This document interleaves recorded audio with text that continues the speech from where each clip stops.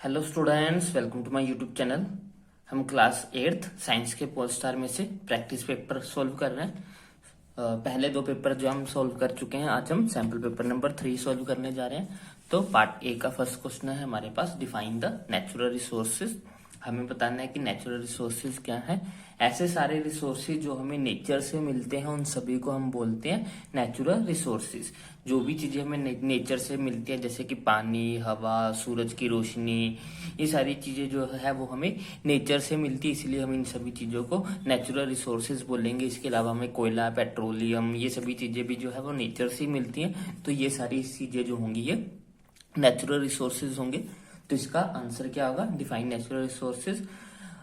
Natural resources are the resources that are obtained from the nature is called the natural resources। ऐसे सभी resources जो हमें nature से मिलते हैं, the resources that are obtained from the nature are known as the natural resources। For example, air, water, coal, petroleum, LPG, ये सभी चीजें जो है ये हमें नेचर से ही मिलती हैं। सेकंड क्वेश्चन हमारे पास, what is the audible range of the human ear. Human ear की हमें ऑडिबल रेंज बतानी है कि हमारे कान जो है वो कहाँ कौन सी आवाजें सुन सकते हैं और कौन सी आवाजें नहीं सुन सकते हैं। तो हमारे ईयर की जो ह्यूमन ऑडिबल रेंज होती है वो होती है 20 हर्ज से लेके 20,000 हर्ज तक।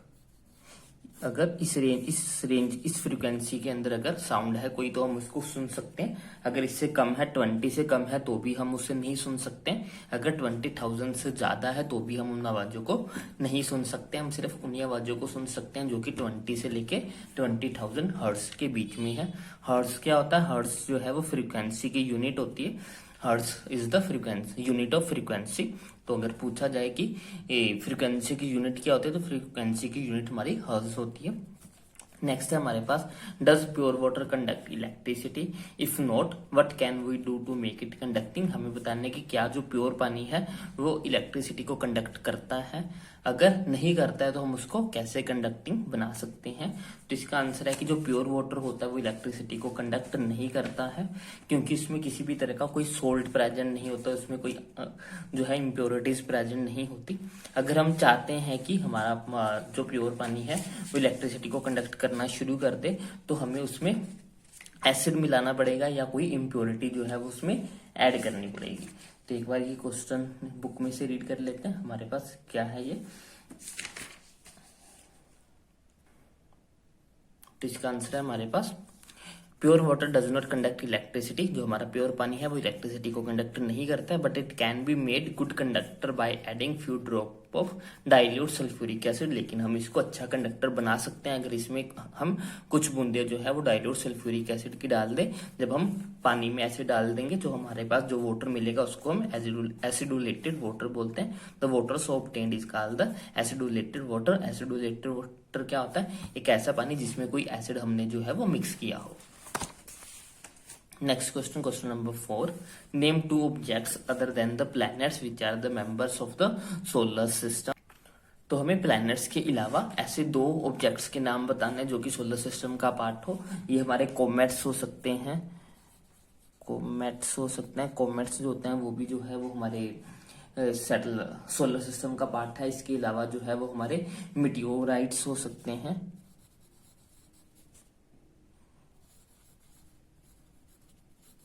मीटियोराइट्स जो हैं ये भी हो सकते हैं, मिटियोर्स भी हो सकते हैं। ये सारी ये कुछ चीजें हैं जो कि हमारे सोलर सिस्टम का पार्ट है प्लैनेट्स के अलावा। नेक्स्ट क्वेश्चन हमारे पास, give examples to show that the plastic are the non corrosive in nature. हमें कुछ एग्जांपल्स की हेल्प से ये बताना है कि जो प्लास्टिक होती है वो नॉन कोरोसिव होती है। नॉन कोरोसिव का मतलब है कि वो जल्दी ही उसको जंग लंग नहीं लगते, वो जल्दी खराब नहीं होती। हमें कुछ ऐसे एग्जाम्पल्स देने हैं जिससे ये बात जो है वो प्रूफ हो जाए। तो देख लेते हैं क्या है। Plastic do not react with the air, water etcetera, so they do not get the corroded. क्योंकि जो प्लास्टिक है वो ना ही पानी के साथ रिएक्ट करती है और ना ही वो हवा के साथ रिएक्ट करती है, इसीलिए जो है हम कह सकते हैं कि वो जो है आसानी से गलती नहीं है। तो इसके एग्जांपल्स हम कैसे दे सकते हैं? Different chemicals are stored in the plastic bottles.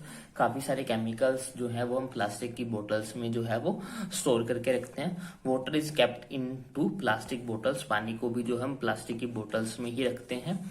Pickles and the food items are store in the plastic container. जो हमारे अचार होते हैं या फिर जो हमारे खाने पीने की चीजें होती हैं उनको भी जो है हम प्लास्टिक के कंटेनर में ही रखते हैं। इससे ना ही कंटेनर को कोई नुकसान पहुंचता है, ना ही हमारी खाने वाली चीज खराब होती है। तो इन सब एग्जाम्पल से हम ये प्रूव कर सकते हैं कि जो प्लास्टिक्स होती है वो नॉन कोरोसिव इन नेचर होती है, मीन्स की वो जल्दी खराब नहीं होती है। नेक्स्ट है हमारे पास a pendulum oscillate 40 times in a second, find its time period and frequency. हमें बोला है कि एक पेंडुलम जो कि 4 सेकंड में 4 बार जो है वो ऑक्सीलेट करता है, हमें उसका टाइम पीरियड और फ्रीक्वेंसी बतानी है। तो इसके लिए हमें फॉर्मूला यूज करना होगा। जो हमारा फ्रीक्वेंसी का फॉर्मूला होता है वो होता है हमारे पास फ्रीक्वेंसी इज इक्वल टू होती है हमारे पास नंबर ऑफ oscillations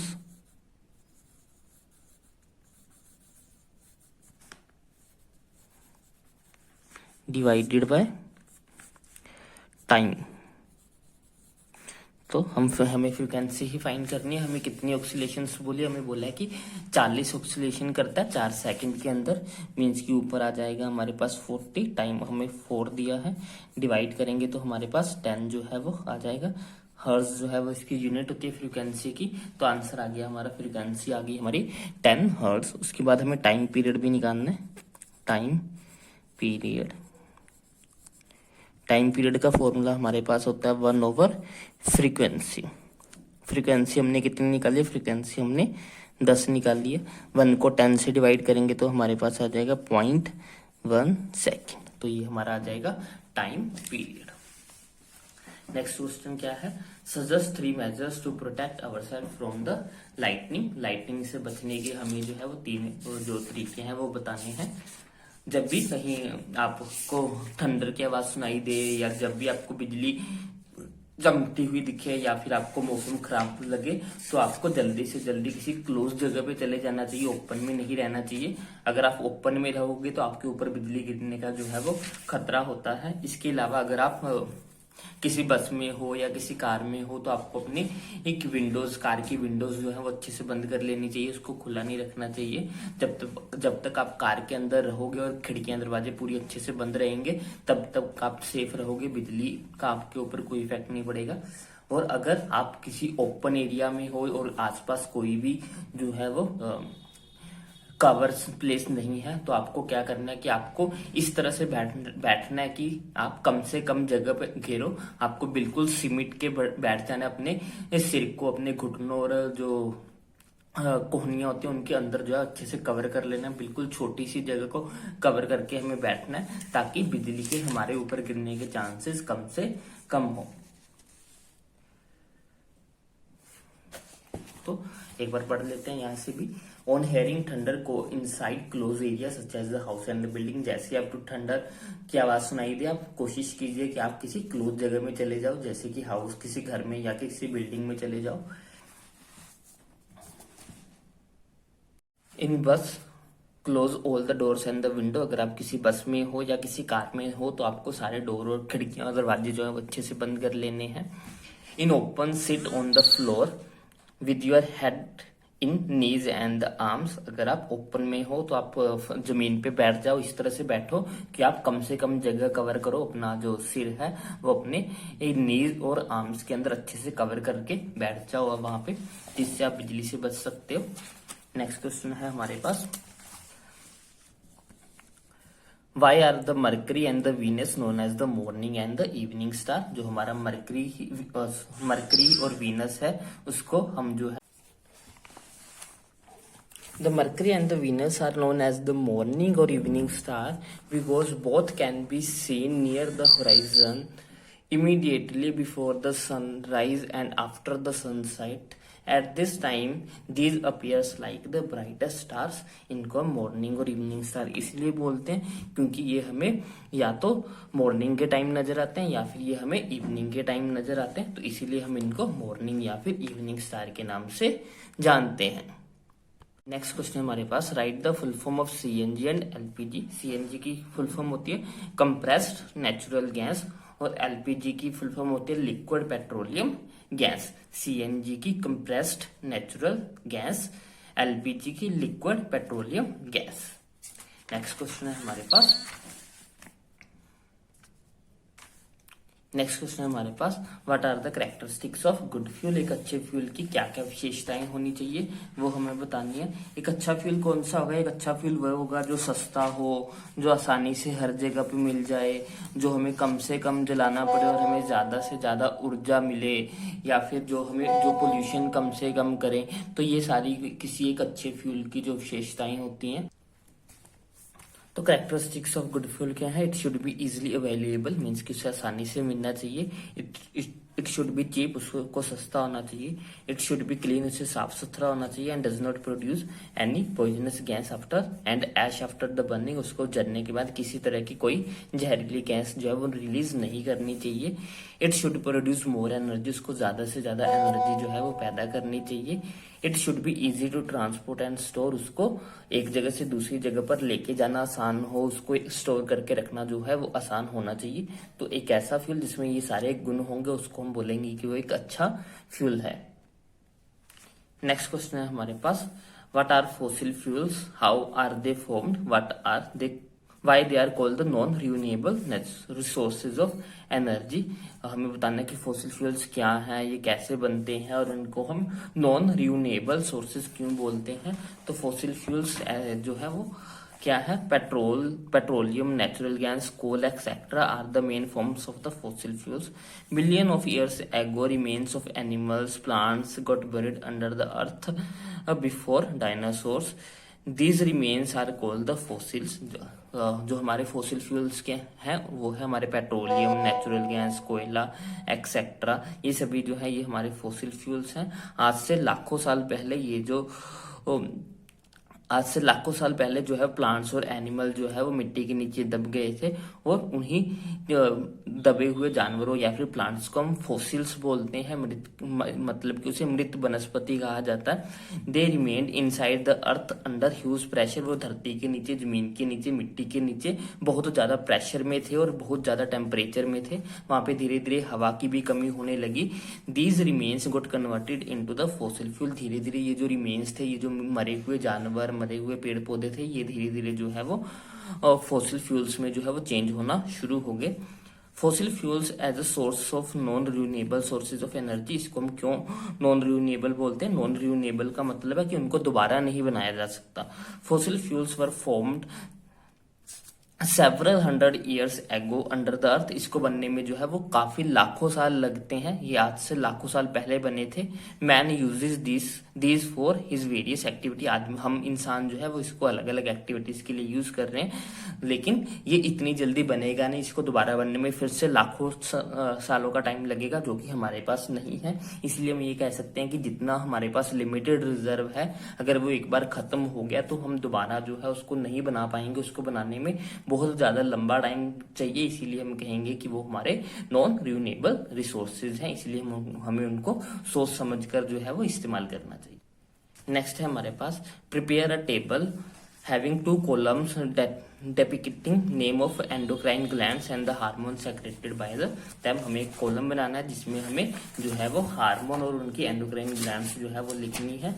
तो ये जो क्वेश्चन है ये हमारा 10th चैप्टर में से है, एडोलेसेंस वाले में से। तो ग्लैंड्स कौन कौन से हैं? पिट्यूटरी ग्लैंड क्या करती है? वो ग्रोथ हार्मोन को रिलीज करती है। थायराइड क्या करता है? वो थायरोक्सिन हार्मोन को रिलीज करता है। एंडरलन क्या करता है? ये एडरलिन हार्मोन को रिलीज करता है। पेनक्रियास जो है वो इंसुलिन को रिलीज करती है। टेस्टिस जो है वो एंड्रोजन या फिर टेस्टोस्टेरोन जो है वो रिलीज करता है। ये दोनों मेल सेक्स हार्मोन्स हैं।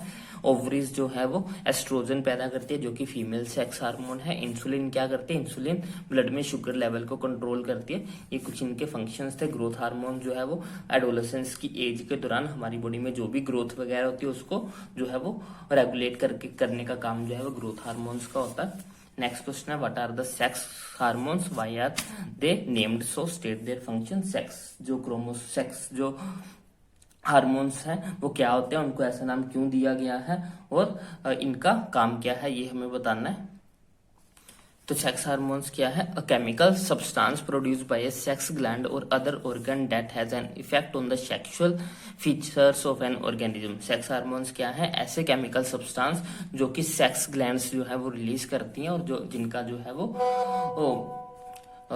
जिनका किसी भी ऑर्गेनिज्म की सेक्सुअल फीचर्स के ऊपर जो है वो इफेक्ट पड़ता है, इसीलिए उनको जो है वो सेक्स हार्मोन के नाम से जाना जाता है। सेक्स हार्मोन दो तरह के होंगे, मेल हार्मोन और female sex hormone. Male sex hormone is testosterone. Male sex hormone जो है वो टेस्टोस्टेरोन है। It is secreted by the testis. ये जो है वो टेस्टिस के जो है वो पैदा करते हैं। It change the growth on the facial it's changes the growth of facial hairs. ये जो है वो चेहरे पे बालों की जो ग्रोथ को जो है वो चेंज करता है। Female sex hormone is the estrogen. Female sex hormone जो है वो एस्ट्रोजन है। ये जो है वो ओवरीज द्वारा पैदा किया जाता है। ये सेकेंडरी सेक्सुअल कैरेक्टर को जो है वो डेवलप करती है और उनको रेगुलेट करती है।